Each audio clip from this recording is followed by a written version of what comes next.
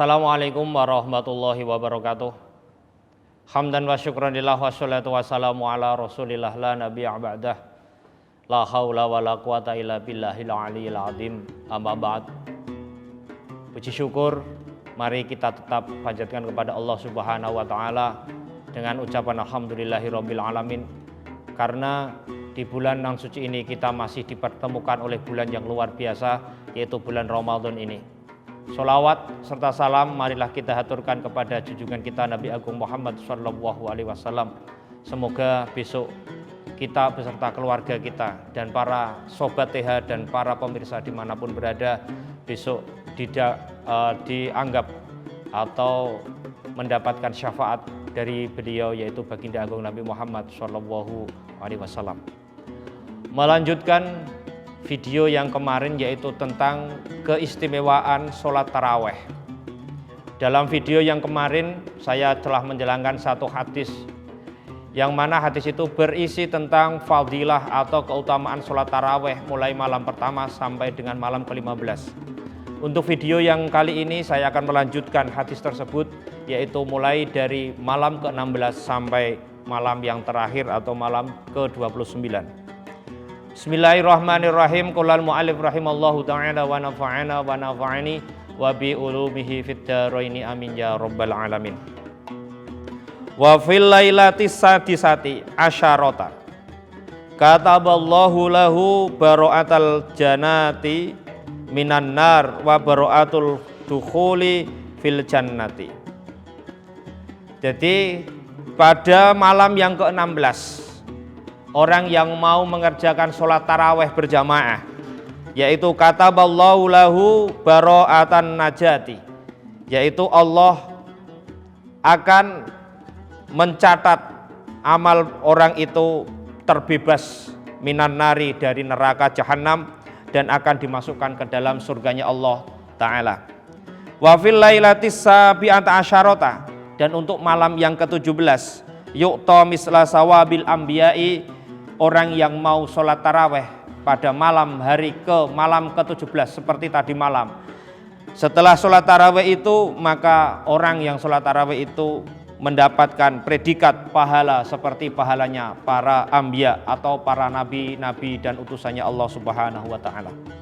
Wa fil lailatis saminata asyarata, pada malam ke-18, nada malakun ya abdallah innallaha radiya anka wa an walidaika. Nanti malam, pada malam ke-18, maka malaikat akan memanggilnya seraya mengatakan, wahai hamba Allah, sesungguhnya Allah itu ridho kepada engkau dan kepada kedua orang tua engkau. Wa fil lailatis tasi'ata asyarata, pada malam ke-19, pada sholat taraweh, yarfa'ullahu darajatihi fil firdausi. Jadi pada malam ke-19, orang yang mau mengerjakan sholat taraweh berjamaah, maka pahalanya adalah akan diangkat derajatnya besok di surga Firdaus. Perlu para sobat TH dan para pemirsa dimanapun berada, surga Firdaus ini adalah surganya para nabi-nabinya Allah. Maka orang yang hadir di masjid atau musola berjamaah sholat taraweh pada malam ke-19, maka derajatnya akan diangkat oleh Allah Subhanahu wa taala dan akan dimasukkan ke surga Firdaus atau surganya para nabi dan para rasul. Wa fil lailatil ishrina, pada malam ke-20, yu'ta sawabas syuhada'i was sholihin, yaitu pada malam ke-20 orang yang taraweh itu mendapat pahala seperti pahalanya orang yang mati syahid dan orang-orang yang mati dalam keadaan soleh. Maka beruntung sekali apabila kita sebagai umat Islam mau mengerjakan sholat taraweh pada malam ke-19, yaitu tanpa kita bersusah payah berjihad di jalan Allah. Kalau kita wafat setelah ini, maka Allah menganggap kita sebagai mendapat pahala seorang mujahid atau orang yang berjihad di jalannya Allah. Wa fil lailatil hadiyati wa ishrina, dan pada malam ke-21, banallahu lahu baitan fil jannati minan nur, Orang yang sholat taraweh pada malam ke-21, maka orang itu akan dibangunkan surga, dibangunkan rumah besok di surganya Allah dengan penuh cahayanya Allah. Jadi orang ini akan dibangunkan rumah yang penuh dengan cahaya keindahannya Allah Subhanahu wa taala besok di surga. Wa fil lailati saniyati wa ishrin, dan pada malam ke-22 yaumal qiyamati aminan min kulli ghammin wa hammin. Orang yang berjamaah taraweh pada malam ke-22, maka besok pada hari kiamat, ketika datang hari kiamat, maka hatinya itu terasa aman dari segala perbuatan yang susah dan memprihatinkan. Maka orang itu ketika menghadapi hari kiamat, maka akan beruntung sekali karena fadilah dari sholat taraweh malam ke-22. Wa fil lailati salisati wa ishrin, dan pada malam ke-23 banallahu lahu madinatan fil jannah. Orang yang sholat taraweh pada malam ke-23, Allah akan membangunkan kota pada surganya. Perlu diingat para sahabat TH dan pemirsa dimanapun berada, surga untuk satu orang beriman itu yang kelasnya itu adalah kelas seperti saya dan para pemirsa semuanya, yang penuh dengan kekurangan. Itu lebarnya atau luasnya seperti 9 provinsi. Maka 9 provinsi itu dijadikan satu, menjadi satu surganya orang yang beriman, yang kualitasnya saya dan para pemirsa dimanapun berada. Maka kota itu, 9 provinsi itu akan dibangunkan kota oleh Allah Subhanahu wa ta'ala. Wa fil lailati rabi'ati wa ishrin, pada malam ke-24 kana lahu arbaun wa ishruna da'watal mustajabun. Pada malam ke-24 orang itu akan semua doanya akan diijabah atau didengar oleh Allah Subhanahu wa taala. Maka pada malam ke-24 semua keluh kesah kita, semua kebutuhan kita curahkan kepada Allah Subhanahu wa taala. Wa fil lailatil khamisata wa ishrin, dan pada malam ke-25 yarfa'ullahu taala anhu adzabal qabri. Pada malam ke-25 orang itu akan terbebas dari siksa kubur.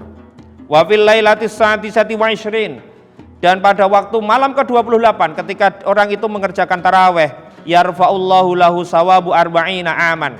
Orang itu akan diangkat derajatnya oleh Allah Subhanahu wa taala selama 40 tahun. Jadi derajat itu akan berada di orang yang mengerjakan sholat taraweh di malam yang ke-26. Wa fil lailatis sabi'ati wa ishrun, dan pada malam ke-27 jaza yaumal qiyamati ala syirati kal barqil khatif. Jadi orang itu akan berjalan besok di yaumul qiyamah ketika menyeberang ke jembatan Syiratal Mustaqim seperti layaknya kilat yang menyambar, yaitu begitu cepatnya. Itu adalah fadilah bagi orang mukmin yang mau sholat taraweh di malam ke-27. Wa fil lailatis saminati wa ishrin, dan pada malam ke-28 yarfa'ullahu lahu alfar darajatin fil jannah. Pada malam ke-28 orang yang taraweh itu besok di surganya Allah derajatnya akan diangkat oleh Allah 1000 derajat dari orang-orang mukmin lainnya yang pada malam ke-28 tidak mengerjakan sholat taraweh. Untuk yang terakhir, malam terakhir, wa fil lailatit tasi'ati wa ishrun, dan pada malam ke-29 a'tahullahu sawaba alfi hajjatin makbulatan.